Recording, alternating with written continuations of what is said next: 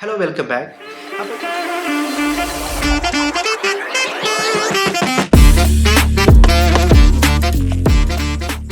അപ്പോൾ ഇന്നത്തെ വീഡിയോ എന്ന് പറയുന്നത് നമ്മൾ യു ഐ ഡിസൈനേഴ്സിന് വേണ്ടിയിട്ടാണ്. നമ്മളറിയാം, നമ്മൾ യു ഐ ചെയ്യുമ്പോൾ ശ്രദ്ധിക്കേണ്ട കുറച്ച് കാര്യങ്ങൾ, അതായത് ഒരു 5 കാര്യങ്ങൾ നിങ്ങൾ ശ്രദ്ധിക്കുകയാണെങ്കിൽ നിങ്ങൾക്ക് പ്രോപ്പറായിട്ടുള്ള ഔട്ട്പുട്ട് കിട്ടും. അതെന്തൊക്കെയാണെന്നുള്ളതാണ് പറയാൻ പോകുന്നത്.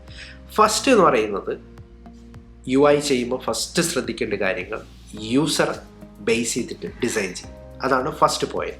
യൂസർ ബേസ്ഡ് ആയിട്ടുള്ള ഡിസൈൻസ് ചെയ്യുക. യൂസർ ബേസ്ഡ് ആയിട്ടുള്ള ഡിസൈൻ എന്ന് പറയുന്നത്, നിങ്ങളിപ്പോൾ ഡിസൈൻ ചെയ്യുമ്പോൾ എന്ത് പ്രൊഡക്റ്റ് ഡിസൈൻ ആയിക്കോട്ടെ യൂസറെ കൺസിഡർ ചെയ്യുക. യൂസറെ കൺസിഡർ ചെയ്യുക എന്ന് പറയുമ്പോൾ, നമ്മൾ ചെയ്യുന്ന പ്രൊഡക്റ്റ് എന്തുവാണോ അത് ഏത് കൈൻഡ് ഓഫ് യൂസേഴ്സ് ആണോ യൂസ് ചെയ്യുന്നത് ആ യൂസറെ ബേസ് ചെയ്തിട്ട് നിങ്ങൾ യു ഐ ചെയ്യുക, യൂസർ ഇൻ്റർഫേസ് ചെയ്യുക.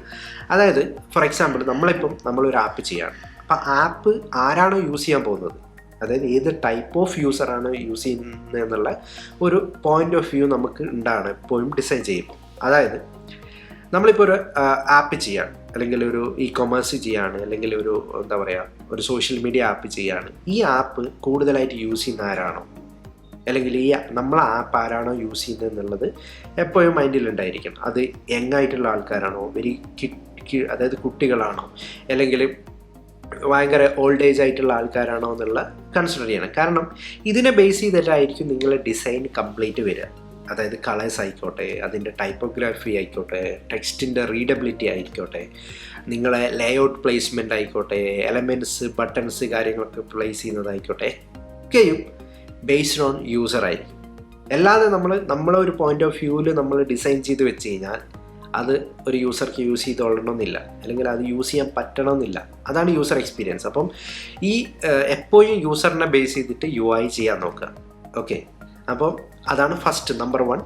യു ഐ എന്ന് പറയുന്നത് യൂസർ ബേസ് ചെയ്തിട്ട് യു ഐ ചെയ്യാം. Second 1 typography.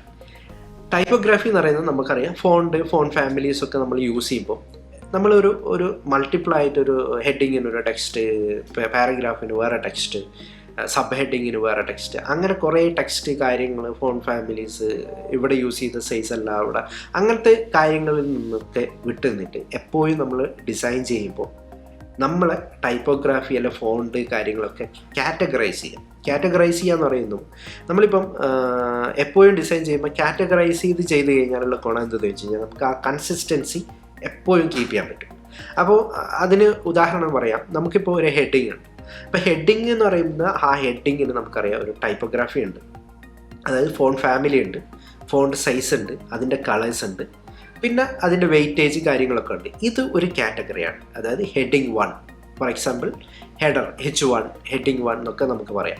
ഇനി ഹെഡിങ് 2 എന്ന് പറയുന്നത് സബ് ഹെഡിങ് കാര്യങ്ങളൊക്കെ നമുക്ക് ഈ ഹെഡിങ്ങിനാക്കണം കുറച്ച് ഇമ്പോർട്ടൻസ് കുറവായിരിക്കും. അപ്പോൾ ഫോൺ സൈസ് കുറവായിരിക്കും, കളേഴ്സിൽ ചിലതൊരു വ്യത്യാസം ഉണ്ടാവും.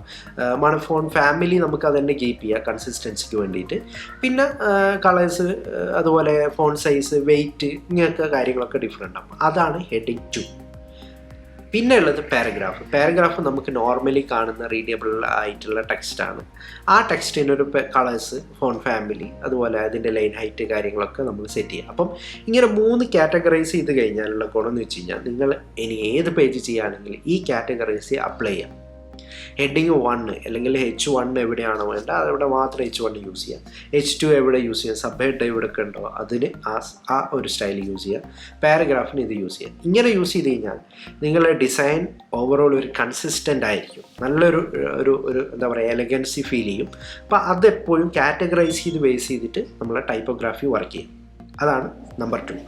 നമ്പർ 3 എന്ന് പറഞ്ഞാൽ യൂസേജ് ഓഫ് കളർ യൂസ് ചെയ്യുമ്പോൾ നമുക്കറിയാം, നമ്മൾ പലതരം റാൻഡം വൈബ്രൻ്റ് ആയിട്ടുള്ള കളേഴ്സ് യൂസ് ചെയ്യുന്നതിന് പകരം നമ്മൾ ഫസ്റ്റ് പോയിന്റിൽ പറഞ്ഞ പോലെ യൂസറെ ബേസ് ചെയ്തിട്ട് കളേഴ്സ് പിക്ക് ചെയ്യുക ഫസ്റ്റ് ഓഫ് ഓൾ. നെക്സ്റ്റ് എന്ന് പറയുന്നത് നമ്മളെ കളറിൻ്റെ യൂസേജ്, നമ്മൾ ഇതിനു മുന്നേ വീഡിയോയിൽ പറഞ്ഞതുപോലെ 60-30-10 എന്ന് പറയുന്ന കോൺസെപ്റ്റ് യൂസ് ചെയ്യുക. അതായത് ബേസ് കളർ 60 യൂസ് ചെയ്യുക, അതുപോലെ ന്യൂട്രൽ ആയിട്ടുള്ള ഒരു 30% യൂസ് ചെയ്യുക. പിന്നെ ഹൈലി ഇമ്പോർട്ടൻ്റ് ആയിട്ടുള്ള പ്രൈമറി ആക്ഷൻസ് കാര്യങ്ങളൊക്കെ പ്രൈമറി കളർ 10% യൂസ് ചെയ്യുക.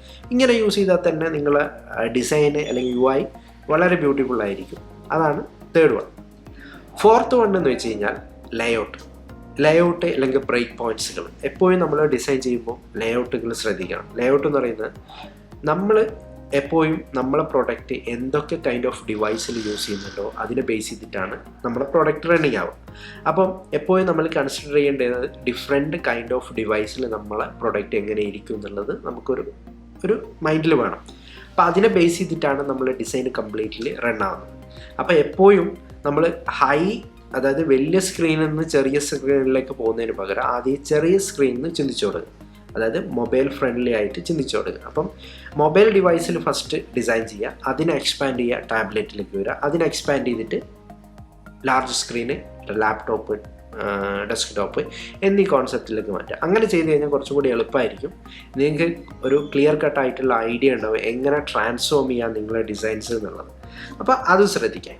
5th വൺ എന്ന് പറയുന്നത് നമ്മൾ യൂസ് ചെയ്യുന്ന കാര്യങ്ങൾ അല്ലെങ്കിൽ നമ്മൾ ചെയ്തിരിക്കുന്ന ഡിസൈനിൽ അപ്ലൈ ചെയ്ത കാര്യങ്ങളിൽ നമ്മൾ ഡോക്യുമെൻ്റ് ചെയ്യുക.